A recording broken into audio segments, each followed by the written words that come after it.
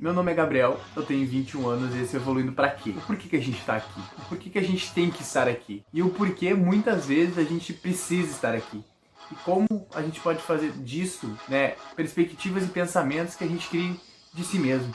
E hoje eu vou abordar 5 frases filosóficas para tentar entender como é que funciona essa paixão, né, segundo os filósofos, e vários termos ao longo do tempo com a filosofia. Vamos começar com Sartre e o existencialismo. Sartre fala que a paixão é uma escolha. Sendo assim, eu escolho ela, né? E aí eu escolho a minha relação com o mundo a partir dela. Portanto, ela me define tanto quanto eu a defino, né? Sartre no seu livro Ser ou Nada, né? Uma das maiores obras-primas, né, que ele fez. Assim, Sartre comenta que a gente tem o poder das escolhas a partir do nosso livre-arbítrio, né? A gente tem o direito de escolhas, né, se a gente realmente quer aquilo ou não. Então, muitas vezes a gente tá num relacionamento, a gente tá começando a se apaixonar por alguém, a sair com alguém, e a gente fica naquele meio, será que eu vou, será que eu não vou? Mas não se esqueça, tu tem o poder de escolha, o poder de dizer, será que vale, será que não? Será que realmente vale a pena, né, que é a paixão, e fazer ele florescer em ti, né? O que vai ocorrer, né? Muitas vezes a gente não sabe o que vai ocorrer, né? Não tem uma bola de cristal pra falar, vai dar isso, vai dar aquilo, vai dar aquele outro, né? Principalmente na paixão ali, que tu fica, nossa, a pessoa é maravilhosa. Depois ele vai caindo um pouco, né? Mas tu consegue ainda entrar em uma coisa muito melhor, que é um amor a partir disso, né? Então, se tu consegue isso, é extremamente incrível. Mas tu tem que estar muito ciente, né? Segundo Sartre,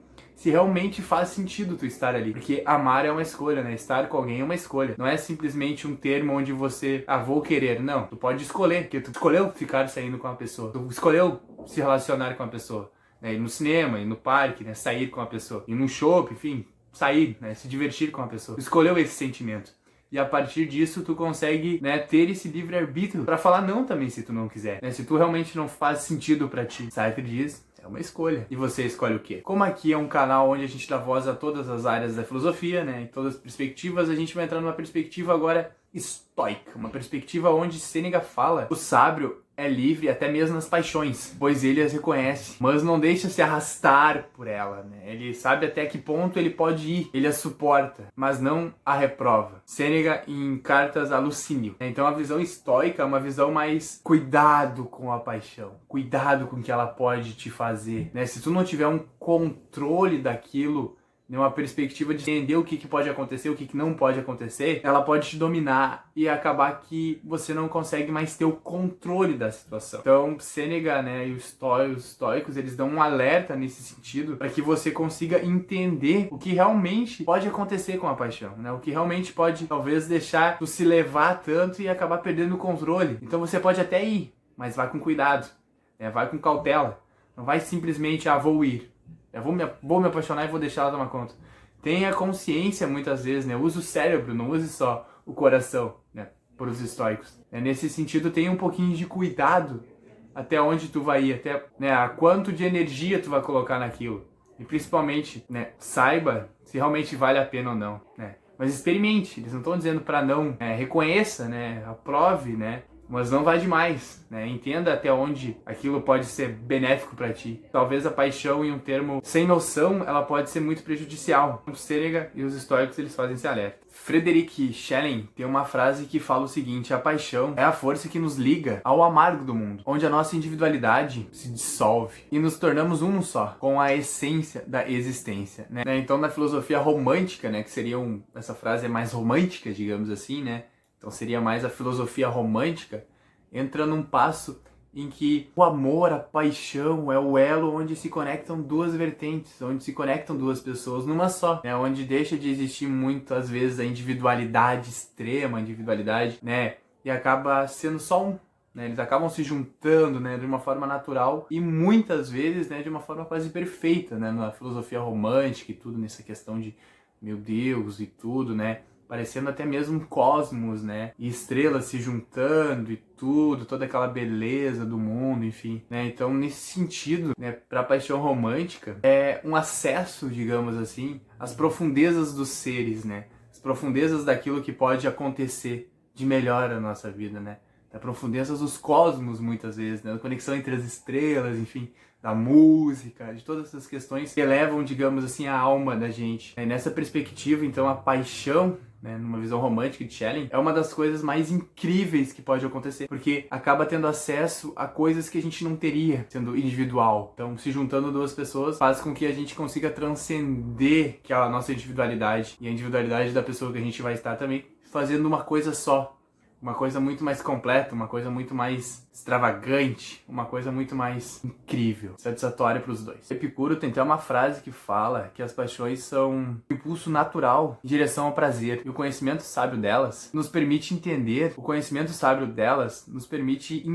né, escolher muitas vezes prazeres que não relutam em dor e sofrimento. Então, saber escolher, né, segundo a frase dele, né, que foi em carta a Menecel, então, entender essa questão da paixão, entender a que ponto ela pode ser canalizada para o bem, não reprimida, mas canalizada num sentido de poder fazer aquilo e transformar aquilo em outras questões muito maiores, é de extrema importância, é de extrema relevância, digamos assim, para que a gente consiga transcender, né, fazer uso benéfico, digamos assim, da paixão, e não com escolhas que não vão fazer sentido lá na frente. Nesse sentido, essa seria uma visão hedonista, né, de Epicuro, né, sobre a paixão, né, e sobre como usar a paixão ao seu favor.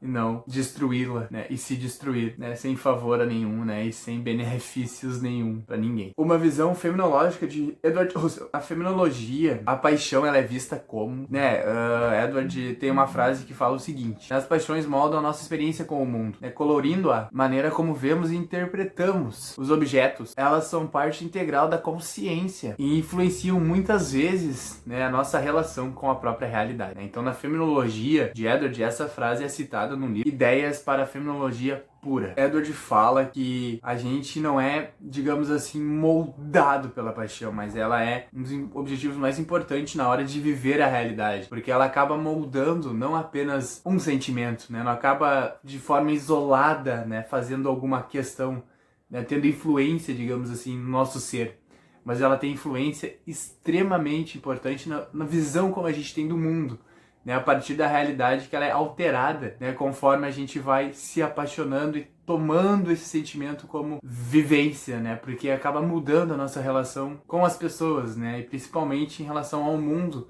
né, como a gente vê na questão do trabalho, de estudo, né, enfim, de conhecer o mundo, de locais, de experiências, de músicas, né, acaba sendo alterado, porque muitas vezes tu acaba jogando, digamos assim, essa energia de Epicuro, de Sêneca, né, a questão estoica, por uma determinada posição de um objeto que nem ele cita ali, né? Então, nesse sentido, a gente acaba jogando a nossa energia, mas sabendo que aquilo não vai ter interferência apenas num lado, né? Não vai, exemplo, ter interferência apenas no trabalho, ou apenas nos estudos, ou apenas nas coisas que a gente gosta. Não, ela vai ter interferência em todas as coisas que a gente gosta, né? De uma forma que a nossa visão e nossa relação com o próprio mundo vai ser alterada. Então, aqui nesses 5 tópicos, assim, rápidos, né? Pra gente ter uma noção, né? Uma perspectiva existencialista, que a gente tem as nossas escolhas, né? Uma perspectiva estoica, né? Que a gente não pode, muitas vezes, fazer aquilo, né? Porque talvez não é uma forma sábia. Hedonismo, né? Que a gente pode fazer, mas com uma certa precaução, canalizando as forças de algum sentido mais certo, né? Da fenomenologia, que a paixão ela é colocada, né? E não apenas numa caixinha, mas que ela afeta todas as outras emoções e principalmente as nossas visões do mundo, né? Seja numa visão romântica, né, de Schelling, né? Onde a gente se torna apenas um, mas se torna um de uma forma onde a gente acaba muitas vezes tirando a nossa individualidade, né? Cedendo a nossa individualidade para um bem mais complexo, onde a gente vai conseguir visualizar as situações de outra maneira e vivenciar com muito mais, digamos assim, felicidade os momentos, daqueles momentos que serão criados a partir da nossa individualidade tirada e na nossa construção de um ser só, né, com a beleza natural da vida e até mesmo transcendendo nos cosmos, né, nas estrelas, enfim, né, fazendo uma perspectiva muito emocionante da vida e não apenas isolada, com uma forma triste. Ou seja, Epicuro dizendo que a gente não pode, digamos assim, retrair ela, né, reprimir esse sentimento, porque a gente precisa muitas vezes viver esse sentimento, só que a gente precisa entender onde a gente vai canalizar esse sentimento, aonde a gente vai colocar esse sentimento para que não seja de uma maneira errada e essa experiência que seria tão incrível dê errado, né? Ela acaba se tornando um pesadelo muitas vezes. Então entender essas visões, entender esses conceitos são de extrema importância para que a gente consiga ter um senso crítico maior na hora de se relacionar com as pessoas, né? Ou seja, ainda com Edward, né, Russell, onde ele entendeu a fenomenologia da situação, em que as emoções não acabam apenas afetando um lado, né? Então a paixão ela não acaba afetando só um sentido da nossa vida, uma parte da nossa vida. Não, ela acaba afetando todas as áreas da nossa vida, né? E muitas vezes reformulando como a gente vê o mundo e como a gente se relaciona com ele a partir de experiências conjuntas com a paixão. Então essas são 5 perspectivas rápidas para tentar ampliar teus conhecimentos, digamos assim, e fazer você refletir um pouquinho mais sobre esse sentimento. Para mim é um dos melhores sentimentos da vida, onde a paixão ela é extremamente importante, mas tenha sabedoria de como você vai lidar com ela. Não deixe ela te levar, né, de uma maneira estoica, digamos assim, para um local onde você não quer, mas entenda até onde ela pode ir, né, até onde ela pode fazer aquilo ser gostoso, aquilo ser bom. Então tenha também a visão, né, dos existencialistas, né, dizendo que tu pode realmente escolher dizer sim ou dizer não, né, porque tu tem essa liberdade, tu tem essa individualidade para dizer sim ou não. Ou tu pode transcender, né, que nem Sharon fala, e transformar em um só, né, sendo extremamente romântico, sendo extremamente incrível, digamos assim, né, e muitas vezes vislumbrando até os cosmos, né, nessa união em conjunto com uma pessoa. Esse foi o vídeo, muito obrigado pelo acesso, deixa o like, se inscreva no canal e não esqueça de assinar o sininho, né, e ativar as notificações. A gente tem vídeo todos os dias. Nos siga nas redes sociais, Instagram e TikTok. Evoluindo pra quê? Foi um prazer, até amanhã.